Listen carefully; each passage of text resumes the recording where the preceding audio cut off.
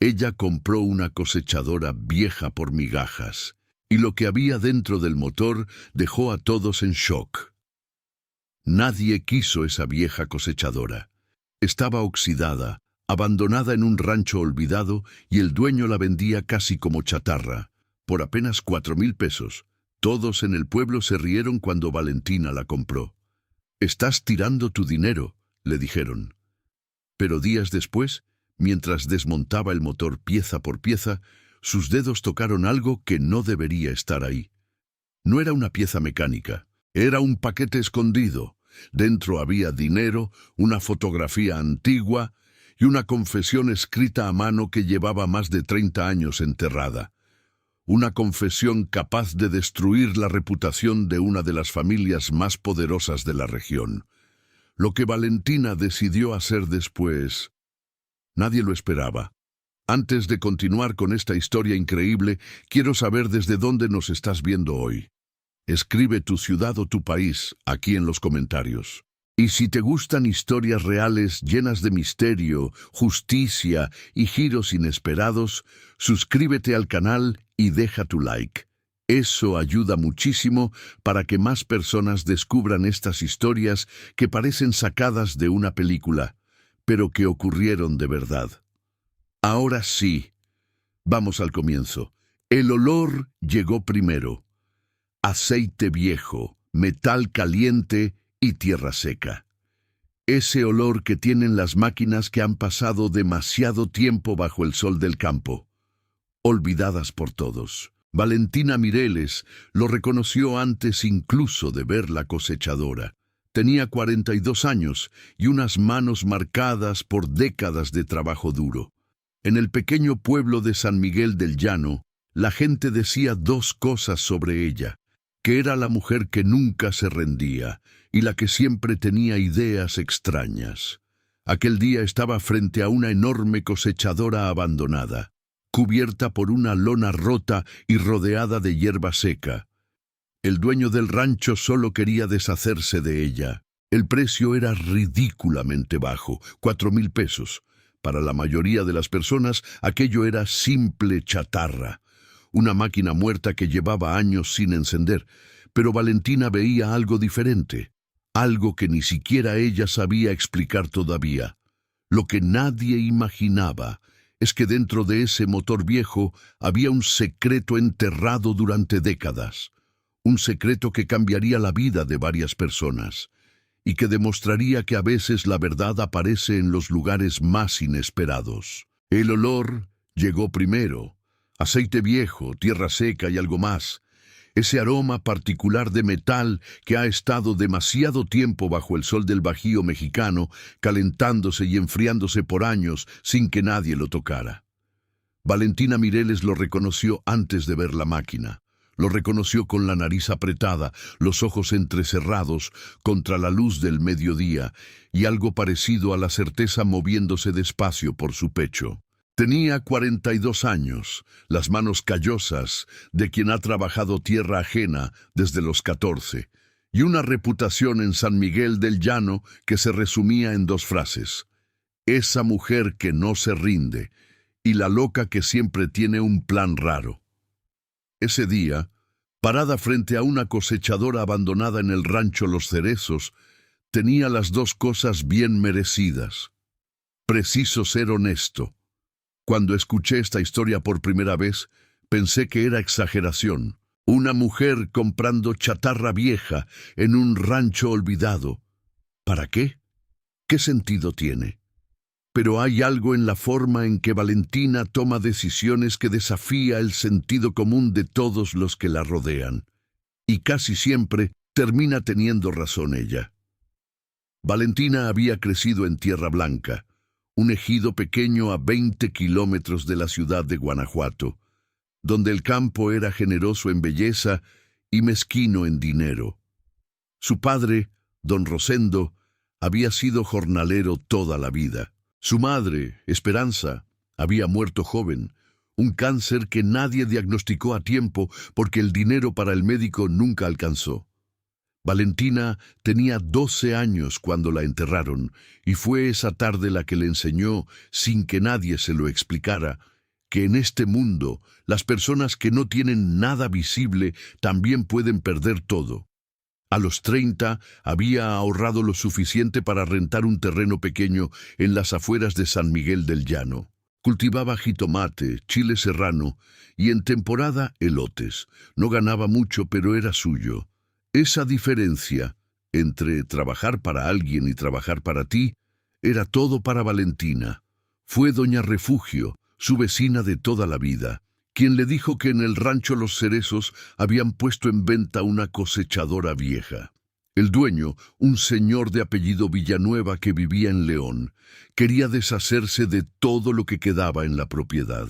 La cosechadora llevaba años parada en el terreno trasero, cubierta por una lona verde desgarrada y rodeada de hierba seca. El precio era casi nada, 4,000 pesos.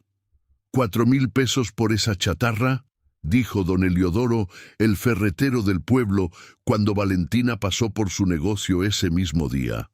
¿Para qué la quieres? Esa máquina no sirve ni de adorno. Para algo sirve, respondió ella sin detenerse. Todo sirve para algo. Valentina, mija, eso es tirar el dinero. Es mi dinero. En San Miguel del Llano, como en muchos pueblos del Bajío guanajuatense, el peso de la opinión colectiva era enorme. No de manera hostil, sino de esa forma entrañable y sofocante que tienen los lugares pequeños. Todos te conocían, todos te querían, y por eso todos opinaban.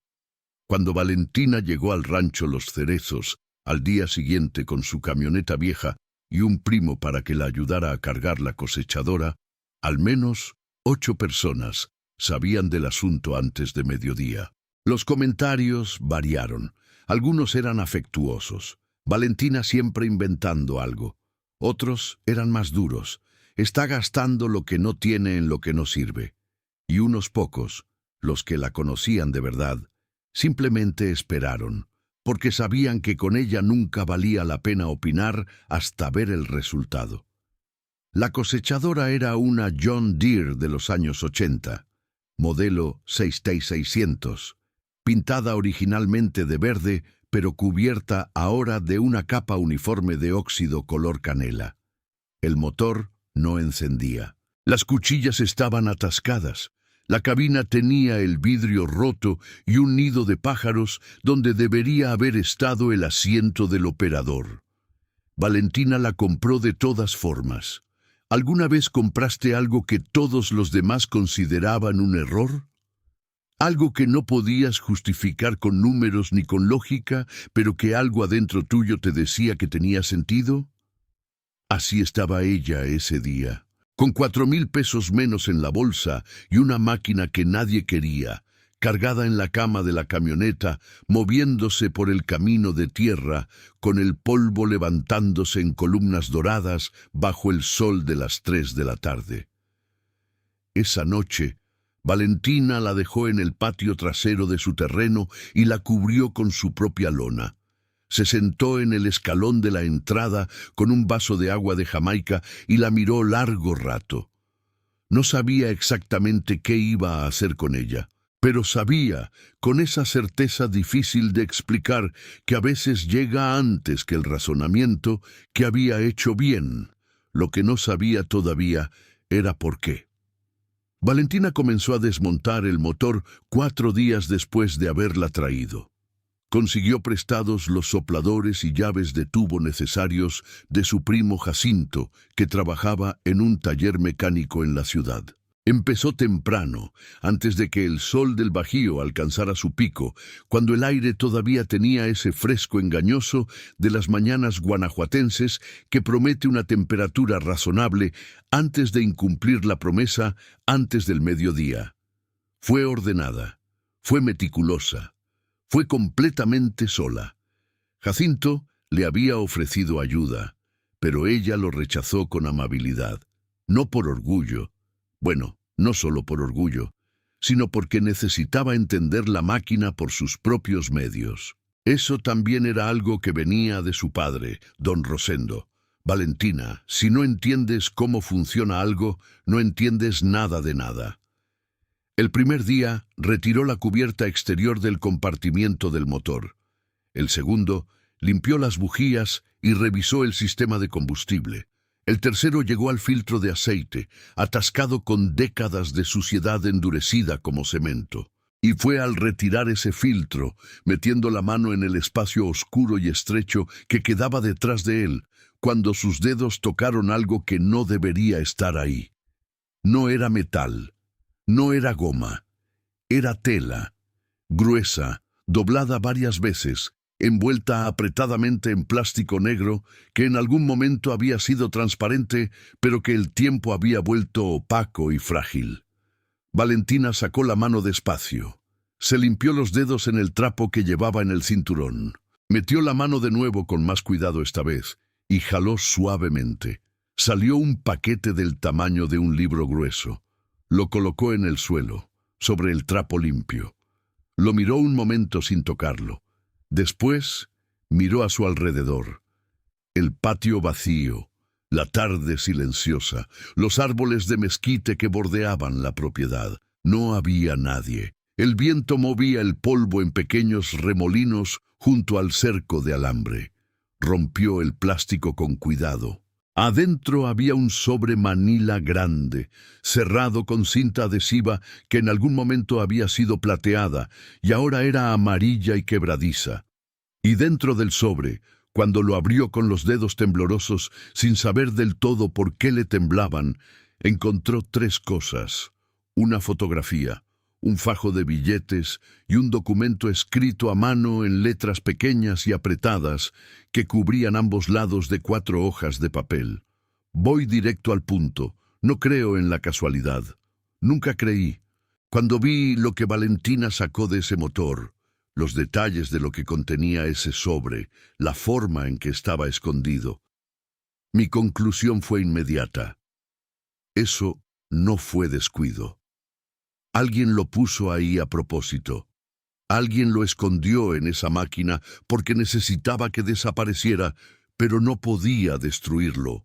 Esa diferencia importa. La fotografía era en blanco y negro, o más bien en sepia del tiempo, y mostraba a 3 hombres de pie frente a lo que parecía ser la entrada de un edificio.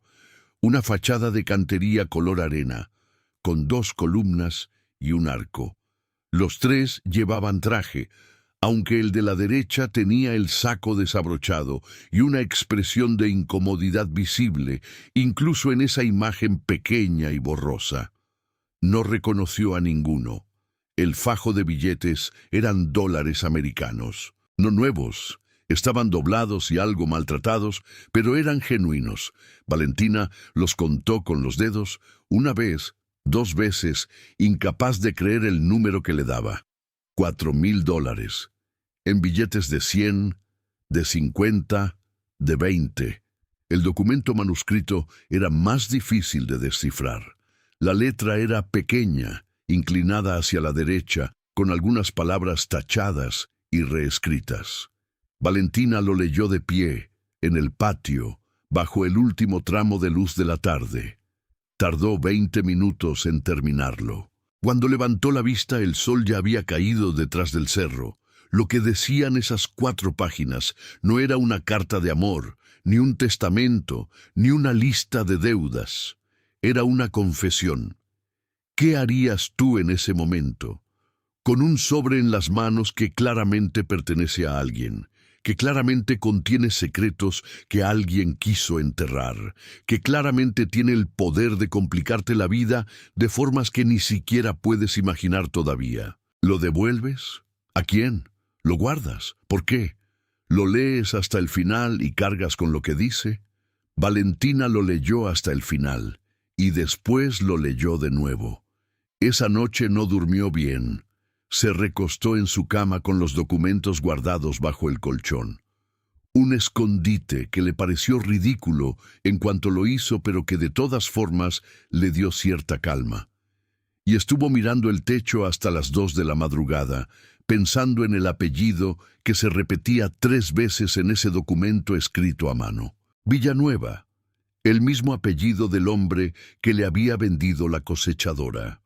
Los Villanueva eran una familia conocida en la región, no famosa en el sentido espectacular de la palabra, pero sí presente en esa capa invisible de influencia que tienen ciertas familias en los pueblos del interior de México, propietarios de tierras, relacionados con la política local, nombres que aparecían en los recibos de donaciones de la parroquia y en las placas conmemorativas del ayuntamiento. Gente respetable que había sabido mantenerse respetable durante generaciones. El señor que le vendió la cosechadora era Armando Villanueva Garza, de unos 60 años, un hombre de ciudad que había heredado el rancho Los Cerezos de su padre y que claramente nunca tuvo intención de trabajarlo.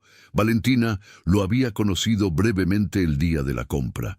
Un apretón de manos, la firma en un recibo escrito a mano, el dinero en efectivo, y no le había prestado más atención. Ahora lo veía diferente. Valentina no era detective ni periodista, ni tenía acceso a bases de datos ni archivos públicos. Lo que tenía era tiempo, determinación, y a doña Refugio, que a sus 72 años era una enciclopedia viviente de la historia del pueblo y sus alrededores, con una memoria prodigiosa para los nombres, las fechas y los escándalos menores que nunca llegaban a los periódicos, pero que todo el mundo recordaba. Fue a verla con el pretexto de llevarle una olla de frijoles, como hacía a veces. Se sentó en la pequeña cocina de azulejos verdes, bebió café de olla y comenzó a preguntar con cuidado, sin mostrar el sobre, sin mencionar el hallazgo, sobre la familia Villanueva y el rancho Los Cerezos. Doña Refugio se acomodó en su silla con esa satisfacción particular de quien sabe que tiene algo valioso que decir. «Los Cerezos», dijo revolviéndose el café. «Uy, mija, ese rancho tiene historia. El papá de Armando, don Ernesto, lo trabajó toda su vida, pero allá por los 90 pasó algo raro. De un año para otro, don Ernesto vendió casi todo el ganado, despidió a los trabajadores, cerró el rancho y se fue a vivir a León como si nada. ¿Sabe por qué? Nunca se supo bien. Algunos decían que tuvo problemas con la familia Morales, los que tenían tierras al otro lado del cerro. Un asunto de límites, de agua, no sé. Pero otros decían que era algo más serio. ¿Cómo qué? La anciana bajó la voz, aunque estaban solas. Que don Ernesto le hizo algo muy malo a alguien que trabajaba para él. Una mujer, una muchacha más bien, nunca se supo el nombre. Pero después de que se fue, la muchacha también desapareció. Y eso no se habló más. Valentina volvió a su casa con las piernas pesadas y la cabeza llena de ruido. Sacó el documento de debajo del colchón y lo leyó por tercera vez, ahora con las palabras de doña Refugio como marco. La confesión manuscrita era de un hombre que se identificaba solo como EVG, iniciales que ahora eran transparentes como el vidrio. Ernesto Villanueva Garza. Contaba, con una escritura cada vez más nerviosa conforme avanzaban los párrafos, que en 1994 había despedido a una trabajadora de nombre Rosa Isela Pacheco Ruiz, acusándola falsamente de robo. La había amenazado para que no hablara, le había pagado para que se fuera, y había falsificado un documento firmado por ella, renunciando a cualquier reclamación sobre tierras ejidales que le correspondían a su familia por herencia. Esas tierras, unas cuantas hectáreas en el límite norte del rancho, valían en aquel entonces poco.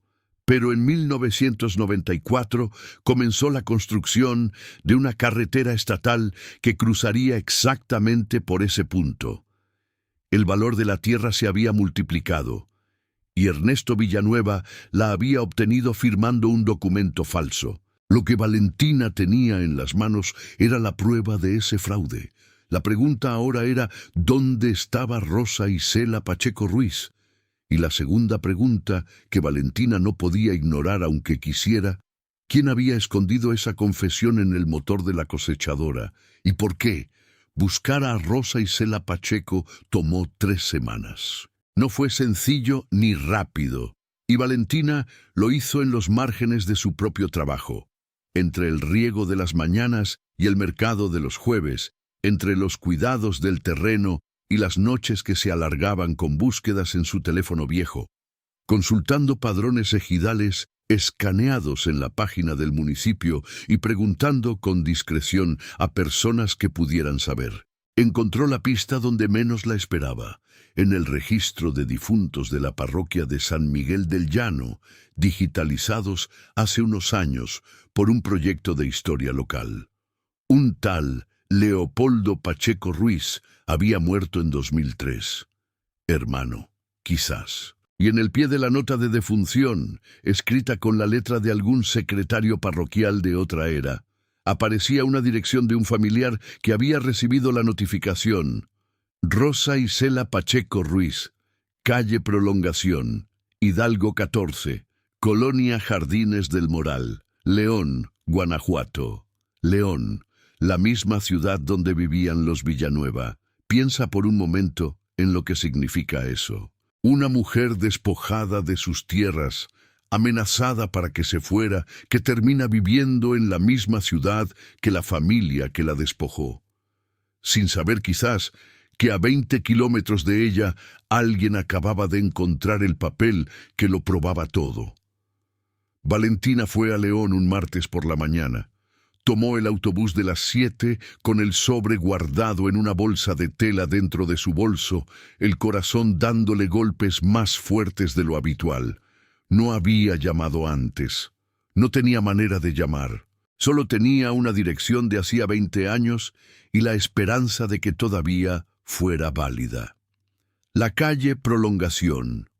Hidalgo en Jardines del Moral era una calle tranquila de casas pequeñas y bien cuidadas, con bugambilias en algunas fachadas y una tortillería en la esquina que mandaba su olor cálido y familiar a toda la cuadra. El número 14 era una casa pintada de azul, con una maceta de flores amarillas en la ventana. Valentina tocó el timbre. La mujer que abrió la puerta tenía unos 65 años. Cabello gris recogido en una trenza corta y una expresión de cortesía neutral que cambió al instante en que Valentina pronunció el nombre Rosa Isela Pacheco. Un silencio. Entonces la mujer dijo, muy despacio: ¿Quién la mandó?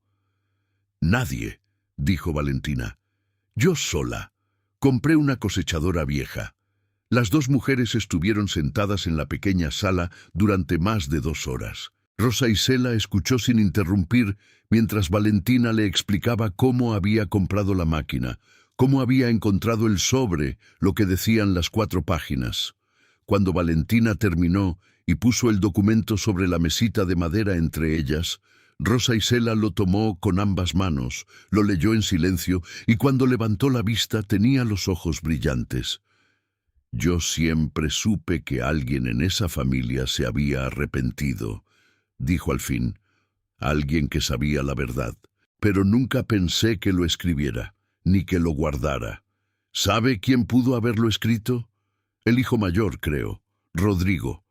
Él me buscó una vez, hace como 15 años. Me pidió disculpas. Dijo que no podía hacer nada sin destruir a su familia, pero que quería que yo supiera que él sabía la verdad. Lo mandé a que se fuera. Pausa. Rosa Isela miró la ventana. Supongo que sí hizo algo, al final. Aquí necesito parar y decir algo. Si yo hubiera estado en el lugar de Valentina ese martes en León, no sé si habría tenido el valor de llegar hasta esa puerta. Hay algo muy difícil en presentarte ante una extraña con una verdad que lleva décadas enterrada y que va a remover todo lo que ella ha construido alrededor de ese dolor. Valentina lo hizo, sin preparación, sin garantías, sin saber cómo iba a reaccionar Rosa Isela. Eso, en mi opinión, requiere un tipo de valentía que tiene muy poco que ver con el heroísmo y mucho que ver con hacer lo correcto aunque cueste. Antes de que Valentina se fuera, Rosa Isela le preguntó una cosa. ¿Por qué lo hizo? ¿Por qué buscarlo hasta acá? Valentina pensó un momento. Porque eso estaba en mi cosechadora, en mi propiedad.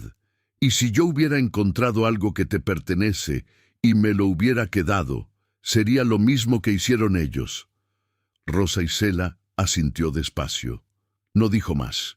Pero cuando Valentina salió a la calle y caminó hacia la parada del autobús, escuchó que la puerta del número 14 se cerraba suavemente y que no había tristeza en ese sonido.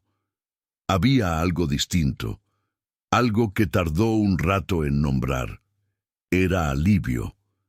Los meses que siguieron no fueron fáciles. Rosa Isela contrató a un abogado, un hombre joven de León que trabajaba en casos de restitución de tierras ejidales, y el proceso legal comenzó a moverse con esa lentitud exasperante que tiene la burocracia mexicana cuando toca intereses arraigados. Hubo notificaciones, hubo contraofensivas de los Villanueva a través de sus propios abogados. Hubo reuniones en el municipio, declaraciones ante un notario, revisión de archivos. Valentina fue convocada como testigo principal. El documento manuscrito, analizado por un perito caligráfico, fue autenticado. La fotografía del sobre fue identificada. Mostraba a Ernesto Villanueva junto al entonces subdirector de catastro del municipio y a un empleado del registro agrario, frente a la entrada del Palacio Municipal de Guanajuato. Una foto tomada el mismo día en que se firmó el traspaso fraudulento.